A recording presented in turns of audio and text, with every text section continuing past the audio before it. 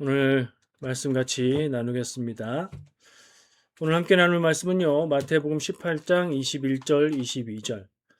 자, 오늘 나눌 말씀 제목은 끝없는 용서.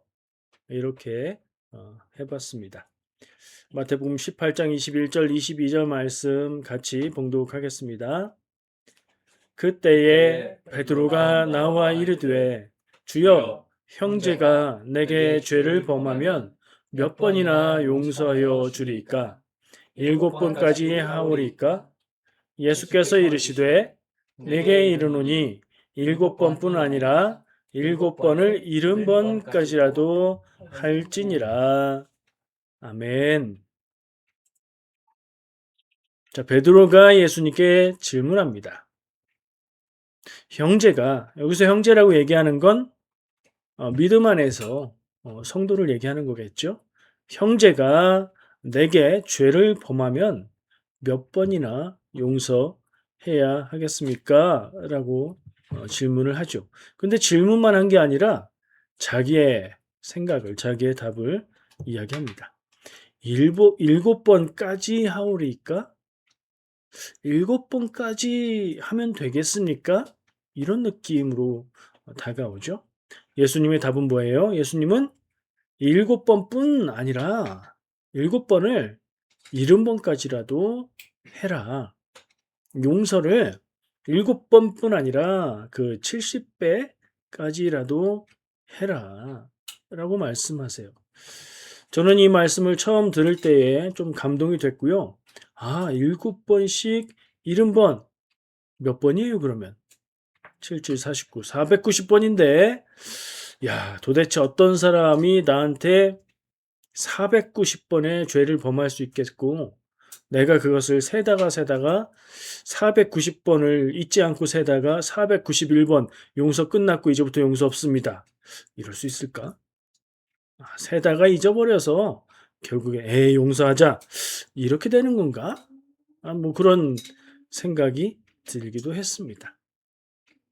뭐 가볍게 생각하면 그렇게 이해할 수 있겠지만 그것을 훨씬 넘어서는 예수님의 말씀, 마음, 하나님의 마음이 담겨 있는 말씀인 것 같습니다. 자, 베드로가 물었지요. 베드로는 나서서 말하기를 잘 합니다. 그래서 이 베드로의 질문은 베드로 개인의 질문이라기보다 제자들의 질문이라고 생각할 수 있습니다. 베드로가 제자들을 대표해서 예수님께 물은 거예요. 아마도 용서에 대한 이야기들을 제자들끼리 했을 수도 있고 또 이 마태가 지금 배치하고 있는 말씀의 연결이 용서하는 것, 구원받는 것, 잃은 양, 작은 자를 잃으면 안 된다, 뭐 이런 얘기들을 계속하고 있잖아요.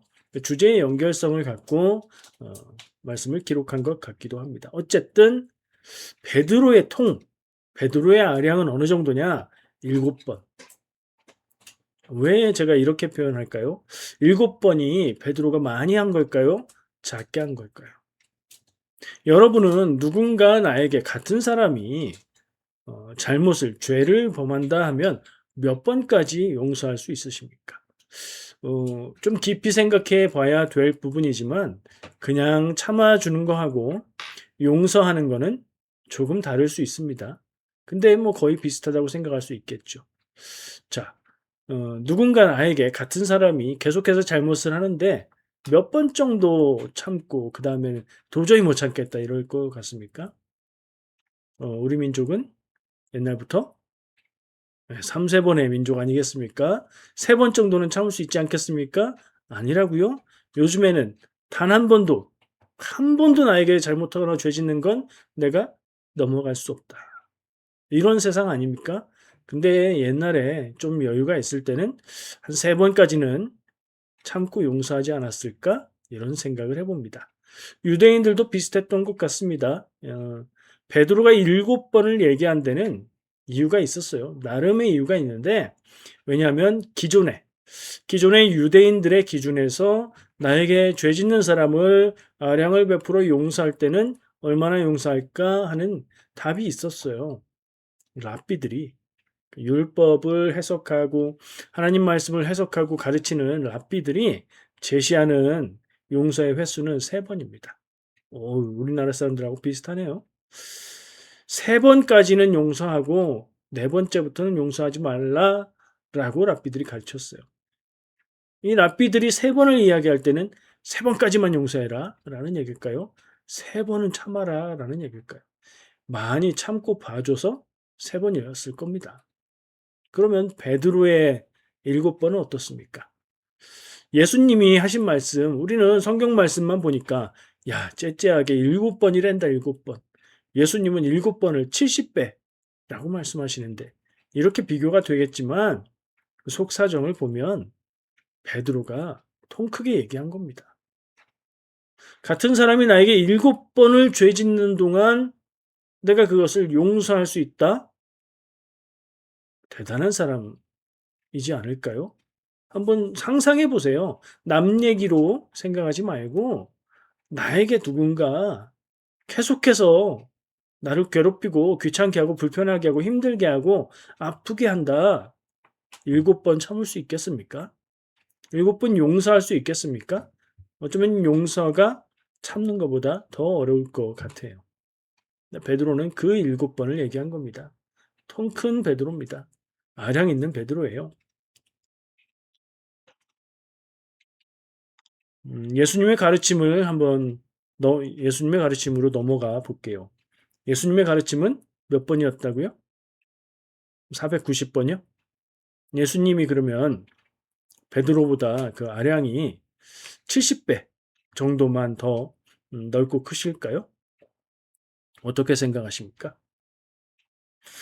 오늘 마태복음 말씀에서 7번을 70번까지 용서해라 라고 말씀하셨어요. 사람들은 당연히 7 곱하기 70해서 490번으로 이해를 합니다. 그리고 대다수는 이렇게 이해하는 게 맞다 이렇게 생각합니다.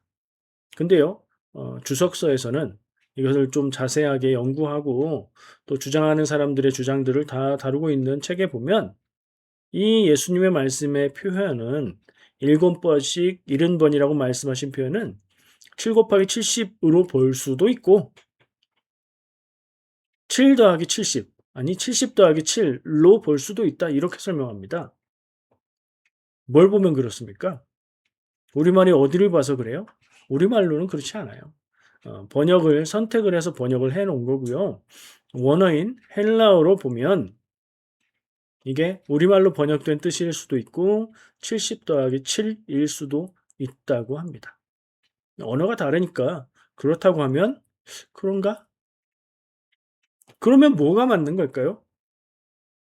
우리 한글 성경, 개역 성경은 7 곱하기 70으로 번역을 해 놓은 거고요.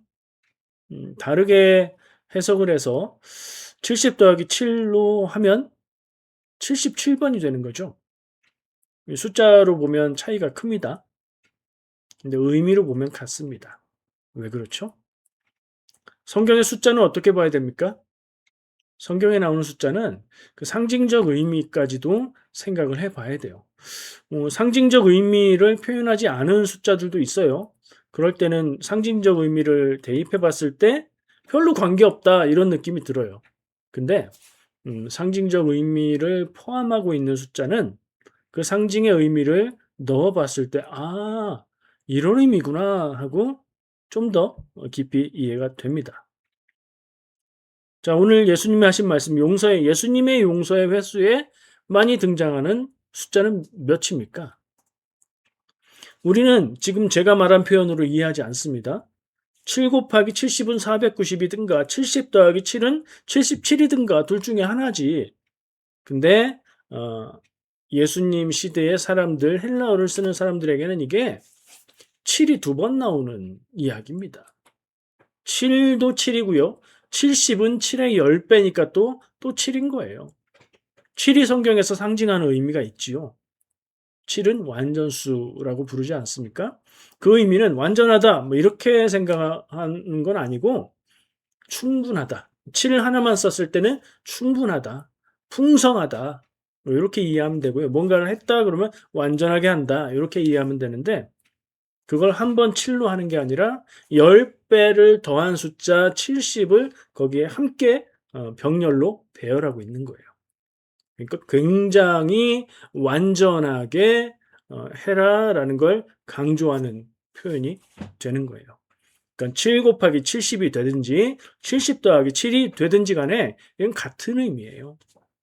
7이 한 번 나오고 그 10배인 70이 한 번 나오고 곱하든지 더하든지 끝없이 해라 하는 뜻입니다. 제한 없이 해라. 예수님의 말씀은 490번이냐 77번이냐가 아니라 끝없이 제한 없이 용서해라. 베드로는 몇 번 얘기했다고요? 예수님 7번 하면 되겠습니까? 7번? 7번 용서하면 우리는 예수님의 제자니까 다른 사람들 3번 하는데 그 2배가 넘는 7번 정도 하면 되지 않을까요? 이렇게 얘기한 거고요. 예수님은 그렇게 얘기하는 베드로를 향해서 아니 용서의 횟수에 제한을 두지 말고 끝없이 무제한으로 용서해라. 무슨 의미죠? 그냥 바보같이 호구가 되라. 계속 용서하고 계속 참고 계속 넘어가라. 그런 얘기인가요? 용서는 무엇을 위한 것입니까? 지금 계속 이어지고 있는 말씀과 연결해서 생각해야 됩니다. 잃은 양을 얘기하시고 작은 자를 잃는 걸 얘기하셨잖아요. 마태복음의 예수님은 작은 사람 혹은 단 한 사람일지라도 잃지 않는 걸 원하세요. 그러면 이 끝없는 용서는 무엇을 위한 거냐? 돌이켜 믿음으로 나올 때까지, 돌이킬 때까지 포기하지 말고 용서하고 받아주고 용납하고 사랑하라는 말씀인 거죠. 용서해야 하는 입장에서는 답답한 일일 수도 있습니다. 근데 받을 입장에서는 나를 향해서 열린 마음과 사랑을 가지고 끝까지 기다리는 그런 공동체가 있다. 이것을 기억하게 해주는 그런 말씀이지 않겠습니까? 예수님의 마음은 무엇인 것 같습니까? 베드로의 생각, 인간적인 기준, 상식적인 기준을 아득히 뛰어넘는 2배 이상의 용서를 얘기했지만 예수님은 제한을 두지 말고 돌이킬 때까지 끝까지 용서해라 이렇게 말씀하시는 거죠. 이게 맞는 해석입니까? 질문을 할 수 있어요. 신학적으로 성경적으로 대다수가 이렇게 해석하는 것을 지지합니다. 그러나 또 소수는 아니 성경에 써 있는 대로 490번이지 그렇게 얘기하는 것도 의미가 없지는 않습니다. 왜냐하면 하나님의 마음, 예수님의 마음, 하나님의 용서, 예수님의 용서는 사람의 그 한계를 훨씬 뛰어넘는 큰 사랑이고 거의 끝없어 보이는 용서. 그런데 정말 무한정 용서하고 무한정 기다리고 기회가 끝까지 아무 때나 있는 건 아니다. 뭐 이렇게 해석을 할 수도 있긴 있습니다. 그러나 문맥으로 볼 때 무한한 용서를 말씀하는 것이 맞다. 이렇게 볼 수 있습니다. 왜냐면요. 이어지는 말씀을 보면 그렇습니다. 여러분 지금 18장이 아직도 많이 남았다 이렇게 생각하시겠지만 오늘 끝납니다. 왜 그러냐면 이어지는 23절부터 34절, 35절까지 나오는 비유 이야기가 오늘 본문 말씀을 보충하고 설명하고 연결해서 말씀하고 있는 내용이기 때문에 같이 다룰 거예요. 제가 제목을 붙여봤습니다. 빚진 종의 비유입니다. 여러분들 다 아실 거예요. 간단히 설명하면 이렇습니다. 요 내용이 예수님이 베드로를 향해서 7번씩 70번이라도 용서해라 라고 얘기하신 다음에 이야기를 시작해 주시는 비유 이야기입니다. 그러니까 이것과 이 앞에 이야기가 연결되는 의미가 있을 거예요. 발견하시기 바랍니다. 끝없는 용서를 해야 하는 이유, 제가 그렇게 해석을 했고 이 비유의 의미가 그것을 지원한다. 그것을 이제 서포트한다 이렇게 말씀을 드리는데 자, 내용이 이래요. 임금이 있고 등장인물, 임금이 있고 종이 있습니다. 이 종은 노예 같은 종이 아니라 아마도 임금 밑에 있는 고위 관직자이지 않을까 생각을 해요. 왜냐하면 이 종이 임금에게 1만 달란트의 빚을 졌어요. 1만 달란트. 달란트는 우리가 많이 들어본 거 아닙니까? 우리가 가진 재능 이렇게 표현을 하는데 원래는 달란트는 무게를 표현하는 단위예요. 34kg 정도. 금 한 달란트 그러면 금 34kg. 뭐 엄청난 거죠. 지금 금값 많이 올랐잖아요. 계산은 못 하겠습니다만 34kg, 3kg도 아니고 300g도 아니고 34kg. 굉장히 큰. 근데 그게 한 달란트. 이 종이 임금에게 진 빚은 만 달란트. 기억하세요, 숫자를. 임금이 결산할 때가 돼서 다 불러서 결산을 하는데 이 사람이 1만 달란트를 임금에게 갚지 못했어요. 임금이 이 사람을 추궁하고 감옥에 가둬야 되겠다. 당장 갚아라. 그랬더니 이 사람이 저에게 시간을 주십시오. 꼭 갚겠습니다. 라고 하는데 정말 애처롭고 불쌍하게 했나 봐요. 임금이 그를 불쌍히 여겨서 1만 달란트의 빚을 탕감해 줍니다. 아까 1달란트가 금 34kg라고 얘기했죠. 그건 무게 단위일 때 얘기고, 뒤에 나오는 금액 단위하고 연결해서 말씀을 드릴게요. 이 종이 그 빚을 탕감받았어요. 기분 좋겠죠? 날아갈 것 같을 거예요. 가다가 누구를 만납니다. 그 사람 보니까 이 종, 지금 탕감받은 종한테 100데나리온을 빚진 자예요. 빚졌다고 하는 거 보니까 100데나리온은 돈의 단위인 거죠. 데나리온 많이 들어봤어요. 성경을 이야기할 때 한 데나리온은 하루치 일당이라고 설명을 합니다. 그러니까 하루치 일당이라고 얘기하면 구체적으로 금액으로 얼마다라고 말하기가 애매하죠.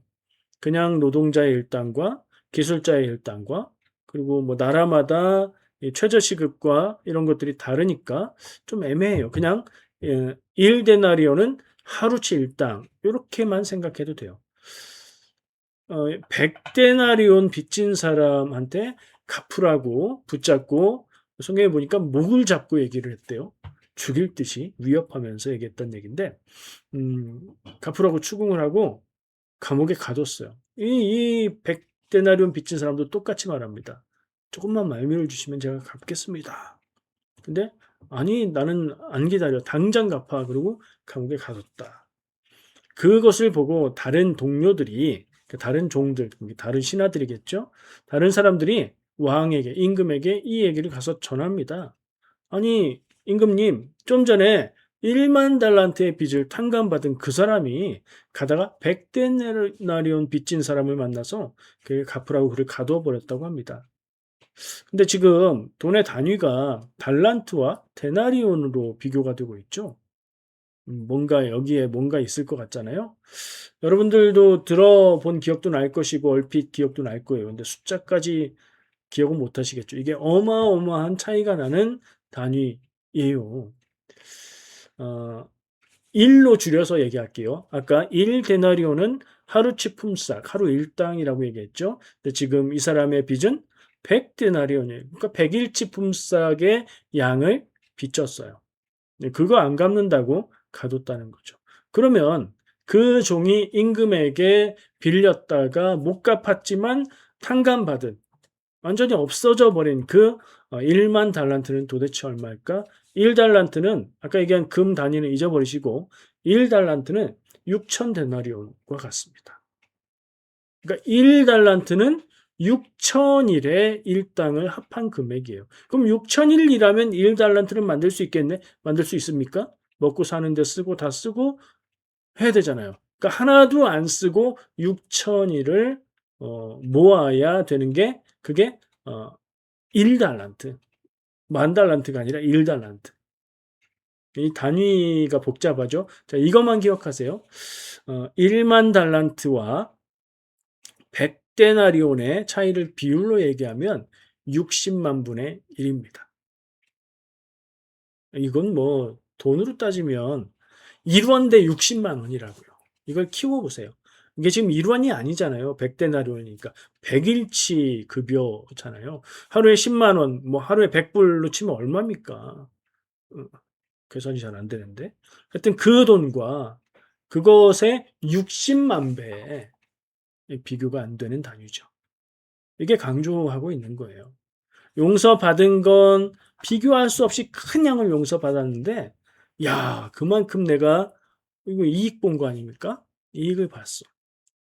요 100데나리온 요거까지 내가 받으면 내가 더 좋네. 이거 꼭 받아야지. 이랬다는 거 아닙니까?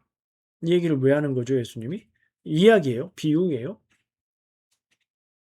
다른 사람을 용서하지 않으면 요 모습이다라고 말씀하시는 거예요. 금방 와닿죠? 근데 정말 그런가? 저는 사실 이 비유를 들으면서 우리가 죄 용서 받았지, 우리가 구원받았지, 내 영혼, 내 생명의 값이 세상에 그 어떤 돈으로 비교할 수 있겠어? 라는 생각에서는 공감이 되는데, 조금 공감이 안 되는 부분이 있었어요, 저는. 여러분 어떠세요? 이 얘기 들을 때. 막, 60만 분의 1? 그래. 내 영혼과 내 생명의 값은 그렇지. 세상의 돈으로 비교할 수 없지. 막 이런 생각만 드시나요? 그러면 다행인데 저는 좀 의심하는 성격의 사람이라 뭔가 좀 다르다 하는 느낌을 받는데 그게 뭔가 생각해 봤더니 우리가 구원받았다, 하나님의 은혜로, 예수님의 은혜로 구원받았다 얘기했을 때, 죄 용서받고 구원받았다. 그래서 그 죄 용서, 그 죄값하고, 내가 다른 사람의 죄를 용서하는 것, 지금 빚과 빚으로, 내 죄 용서와 남이 나에게 진 죄에 대한 용서로 대비가 되고 있는 거잖아요. 내가 구원받기 위해서 하나님께 용서받은 나의 죄, 그 죄 용서의 죄와 다른 사람이 나에게 죄를 범할 때라고 말하고 있는 그 죄는 같은 죄가 아니잖아요. 동일선상에서 그 양으로 비교할 수 있는 게 아니잖아요. 내가 하나님께 뭐 나쁜 일을 하고 나쁜 말을 하고 그래서 그걸 용서받고 그게 구원이 아니잖아요. 이게 같은 손에서 다루어질 게 아닌 것 같은데 하는 마음에 조금 완전하게 이게 저에게 확 와닿지가 않았어요. 근데 이걸 뒤집어 보니까 굳이 그런 생각을 할 필요가 없더라고요. 어떻게 뒤집냐? 빚을 탕감받았다. 빚을 탕감해 주지 않았다. 내가 하나님께 죄 용서받고 구원받았다. 내가 남을 용서한다. 이거 뒤집으면 내가 큰 은혜를 받아서 구원받았다. 내가 남에게 은혜를 베푼다. 이렇게 말할 수 있잖아요. 그렇게 생각해 보면 이거 뭐 같은 게 아니고 양이 어떻고 차이가 있고 이런 생각 굳이 할 게 없는 거예요. 내가 이 세상에서 천국을 살고 내가 하나님과 영원히 거하는 구원을 얻는 그 은혜와 남이 나에게 나쁜 말을 하거나 나에게 피해를 주거나 나를 모함하거나 뭐 이런 죄들이 있을 수 있는데 그런 거에 대한 이해하고 용서하고 품어주고 사랑해주는 그런 은혜라고 생각해 보면 이걸 굳이 그렇게 따져야 하는가 하는 생각이 저는 들어서 그 부분에 의심을 좀 거두게 됐습니다. 여러분들에게도 이런 관점에 이렇게 뒤집어 생각해 보는 관점이 좀 있으셔서 혹시라도 이 예수님의 비유의 말씀이 크게 와닿지 않는다면 한 발 더 나갈 수 있으면 좋겠다는 생각이 듭니다. 그래서 이 예수님의 오늘 본문 말씀 21절, 22절 베드로가 7번까지 용서합니까? 예수님이 7번씩 70번이라도 용서해라. 용서에 대한 말씀이죠. 주제는 용서죠. 근데 뒤집어 보면 이게 은혜에 대한 얘기다. 이 부분까지도 우리는 깊이 마음에 새기고 생각해 봐야 될 것 같습니다. 100데나리온과 1만 달란트의 그 차이는 금액, 돈, 화폐라는 점에서 비교가 될 수 있지만 그걸 비교할 정도의 그런 단위가 아니다 하는 생각을 해봤는데 어쩌면 이 100데나리온과 1만 달란트의 차이는 하나님의 수준과 나의 수준의 차이가 아닐까 하는 생각을 해봅니다. 물론 하나님과 나의 차이는 60만 배 이상이죠. 몇 배라고 말할 수 없는 차이가 있지요. 그런데 이렇게 보는 관점의 폭이, 마음으로 품는 아량이, 나누고 베풀 수 있는 은혜의 수준이 뭐 이 정도 차이이지 않겠나 하는 생각을 해봅니다. 그래서 저는 이렇게 적용합니다. 이 말씀을 내 기준에 따라서 고집스럽게 사는 인생, 그렇게 살지 말고 하나님의 기준을, 우리가 하나님의 수준에 이를 수는 없지만 하나님의 기준을 한 번씩 생각해 보면서 살면 좋겠다. 내 기준에만 매여서 나는 이렇게 해야 돼, 나는 이게 인정이 안 되고 나는 이거 받아들일 수가 없어, 그걸 꼭 지켜야 되는 그런 인생을 살기보다 사랑하고 은혜를 나누고 베푸는 데 있어서는 하나님의 수준을 한 번씩 기억해 보고 우리가 할 수 있는 한 해보는 것, 그것이 좋지 않을까? 이렇게 적용을 해 보았습니다. 우리가 성도로 살고 하나님의 백성으로 산다는 것은 누군가 나를 힘들게 하고 괴롭힐 때, 또 어떤 사람, 형제, 성도가 아니더라도 인생이 나를 슬프게 할 때, 그런 때 많이 있죠. 그 괴로움과 아픔에 파묻히지 말고 하나님이 나를 구원하신 은혜를 기억해 보라 하는 말씀이지 않을까 하는 생각도 들었습니다.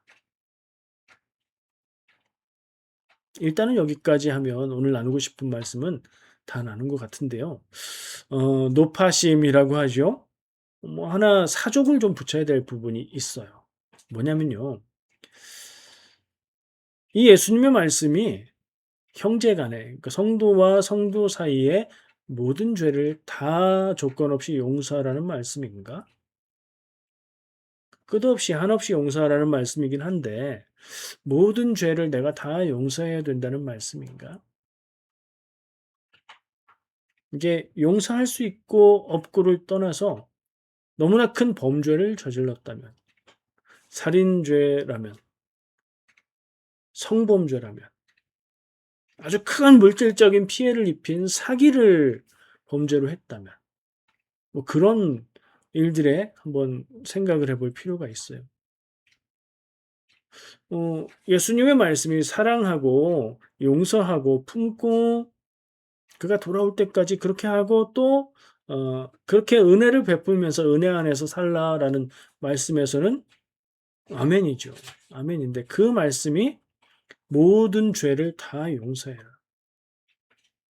벌하려 하지 마라, 죄값을 받게 하지 마라 라는 말씀인가 하는 질문을 해보면 거기선 좀 멈칫하게 됩니다. 왜냐하면 성경 전체를 볼 때에 하나님의 사랑과 하나님의 용서가 아무 조건 없이 그냥 그렇지는 않다는 생각이 들거든요.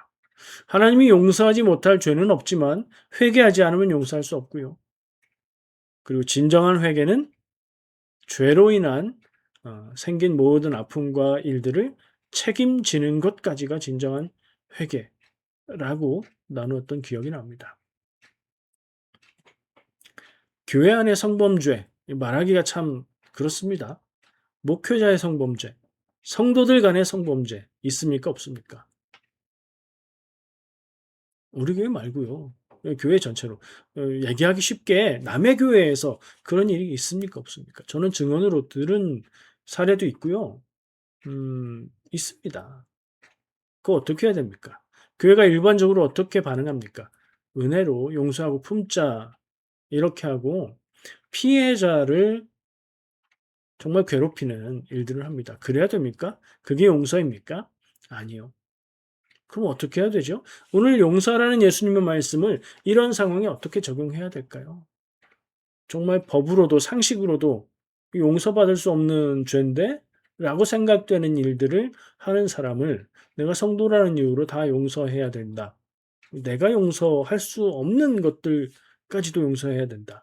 이렇게 적용할 수 있나요? 그렇게 적용하면 안 됩니다. 구분할 것이 있습니다. 범죄는 책임지고 그 결과를 책임지고 회개하고 참회하고 갚을 것 갚고 그리고 나서 용서받는 겁니다. 율법에도 그렇고요. 제사에도 그렇습니다. 하나님의 율법에 도둑질한 사람에 대한 법이 나와 있습니다. 도둑질한 것을 어떻게 하나? 훔친 것을 다 갚습니다. 일단 돌려줬으니까 됐지? 이게 아닙니다. 거기에 5분의 1을 더해서 갚아야 됩니다. 죄값을 그렇게 더해서 주는 겁니다. 그리고 나서 하나님 앞에 그 죄에 대한 제물을 드리는 제사를 통해서 깨끗해지는 겁니다. 제사를 드림으로 용서받는 게 아니고요. 죄가 제사를 드림으로 다 사라지는 게 아니고요. 죄에 대해서는 벌 받고 책임지고 그리고 나서 제사를 드림으로 진정한 회개 후에 제사를 드림으로 깨끗한 사람으로 돌아가게 되는 겁니다. 현대적으로 교회에 적용해 보면 법에 어긋나는 일, 책임져야 하는 일들에 대한 부분은 책임져야 됩니다. 죄값은 받아야 합니다. 그리고 나서 진정으로 회개하고 용서를 구하고 용서하는 거죠. 또 구분을 하자면 범죄 내용과 용서는 구분되는 것이다. 용서. 오늘 예수님이 말씀하신 용서는 내 마음으로 그의 영혼을 용서하고 품어주는 것이지 그가 잘못한 죄에 대해서 덮고 넘어가는 게 아니라는 것. 이건 좀 기억을 해야 될 것 같습니다. 요 사족을 덧붙였더니 끝내기가 애매한데요. 이렇게 한번 끝내보겠습니다. 사랑하는 성도 여러분, 형제에게 죄 짓는 사람이 되지 말고 용서하는 사람이 되시기를 축복합니다. 기도하겠습니다.